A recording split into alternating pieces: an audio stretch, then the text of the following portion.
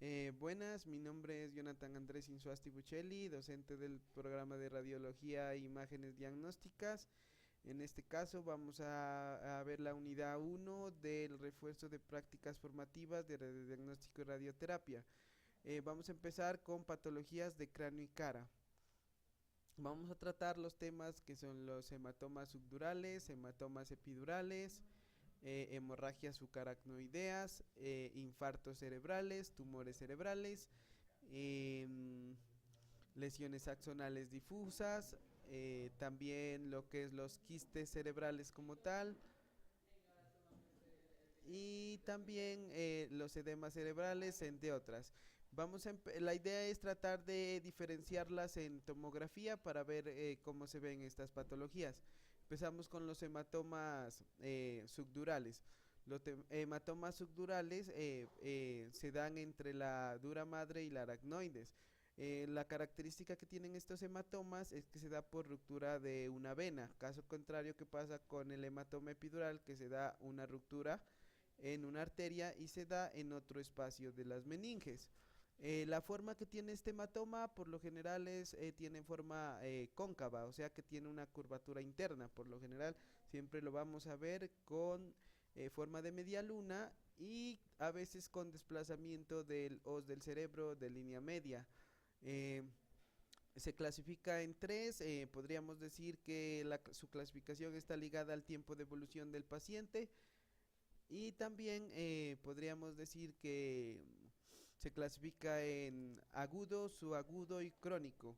El agudo podríamos decir que es en tomografía que se ve hiperdenso, o sea que es cuando recién el paciente sufrió el trauma. El subagudo podríamos decir que se ve isodenso, sí, en tomografía y podríamos decir que el paciente ya tiene un día de evolución. Y el traumatismo, el hematoma subdural crónico, perdón, se ve hipodenso, ¿sí? En tomografía, o sea, quiere decir que el paciente ya tiene prácticamente varios días de evolución. El hematoma subdural, perdón, el hematoma epidural, caso contrario que pasa con el hematoma subdural, su característica es que es una ruptura de una arteria entre la dura madre y el cerebro como tal. Tiene forma convexa, o sea que tiene una curvatura externa, prácticamente estaríamos hablando de una media luna y no tiene clasificación ya que por lo general por el nivel en que se dan o la parte en que se dan el pronóstico del paciente tiende a ser un poco más reservado que en el caso del hematoma subdural. La hemorragia subaracnoidea, como su mismo nombre lo dice, se da en el espacio subaracnoideo, el sangrado, donde normalmente pasa o circula el líquido cefalorraquídeo, característico se clasifica dentro de las patologías de hemorragias extraxiales, perdón, o sea que no tienen que ver con el parénquima, y característico que a nivel de donde está el polígono de Willis quede su figura sin necesidad de medio de contraste en tomografía.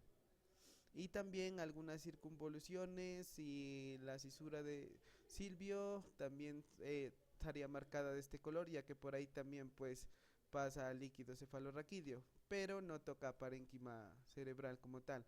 Las contusiones cerebrales son unos pequeños traumas, por decirlo así, y se pueden dar por golpe o contragolpe. Cuando se dan por golpe, se dice que la lesión aparece debajo del impacto. Por contragolpe, la lesión aparece en el lado opuesto. Característico que es hiperdenso y son muchas lesiones. Eh, Realmente más adelante vamos a ver cómo se las puede diferenciar con una metástasis cerebral. Básicamente, pues nos iríamos a la historia clínica. Recordemos que esta patología entra dentro de las hemorragias e intraxiales. El quiste cerebral. Realmente el quiste cerebral son unos sacos de fluidos, de residuos orgánicos, sí, y que se presentan de forma congénita.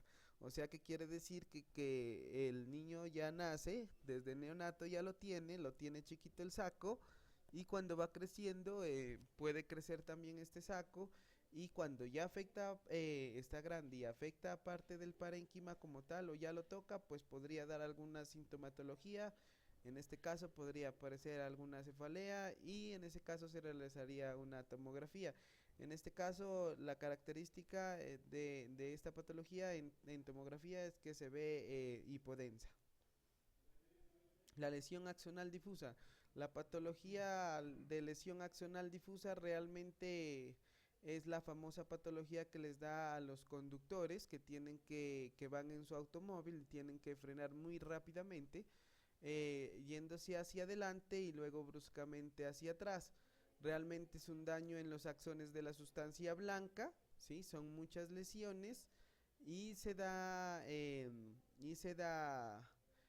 puede ver en tomografía hiperdensos realmente, y son lesiones muy pequeñas, por decirlo así, y se dan a nivel de la neurona como tal, recuérdenlo, en la sustancia blanca. Y las fuerzas se llaman aceleración y deceleración. El edema cerebral prácticamente estaríamos hablando que es un ensanchamiento del cerebro como tal, si el cerebro se va agrandando, y en tomografía pues podríamos observar que de alguna manera se pierden las circunvoluciones, ¿sí? Y se nota un poco más grande, más edematizado el parénquima como tal, se pierden algunos rasgos anatómicos característicos. Los accesos cerebrales, esta patología hay que estudiarla junto con los tumores, ya que en una tomografía sin contraste, pues estaríamos hablando que tendrían la misma figura, por decirlo así.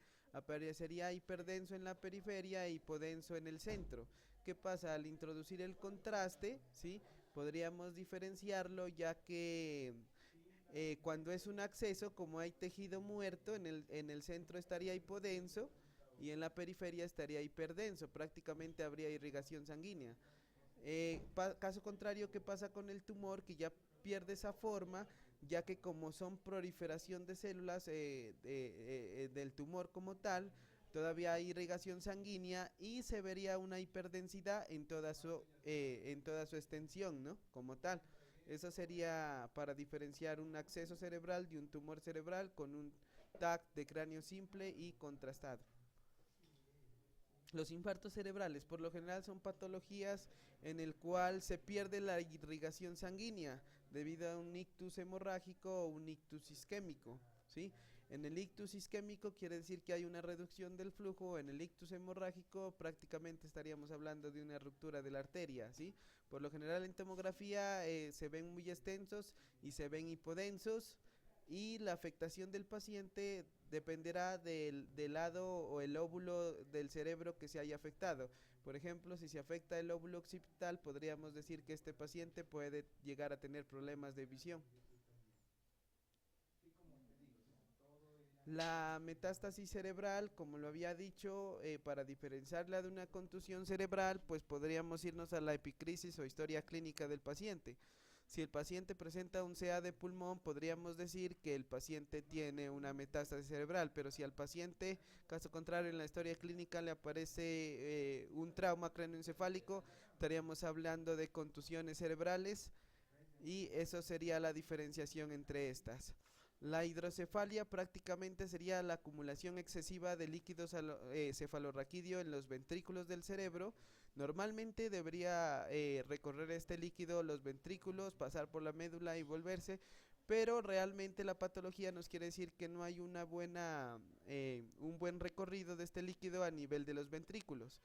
Y por lo general en tomografía se ve que se ven demasiado extendidos o demasiado dilatados estos ventrículos. Ahí se iniciaría una dilatación como tal.